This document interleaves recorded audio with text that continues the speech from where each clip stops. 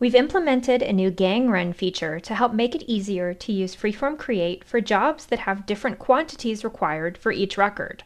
For example, let's say that an organization has requested new business cards for several employees, but each employee's desired quantity of business cards is different. So you can easily define that in your data source. So I've added a new column with a new accelerator, this pound sign, which I've used before quantity in my column header. And for each record, I've filled in their desired quantity of business cards. So now, when I've got my file created in FreeForm Create and I go to Preview, here you can see the desired quantity is listed next to each record. So if I add all of these up, it's 1,100 total business cards to output. I've submitted this file to the Fiery server in 2 different ways so you can see how it works.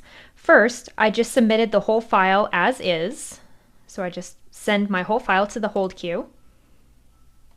Each record is 2 pages, so you can see the total page count is 2,200, so 1,100 records, with each record being 1 business card, times 2 pages per record. So that's exactly what we want to see.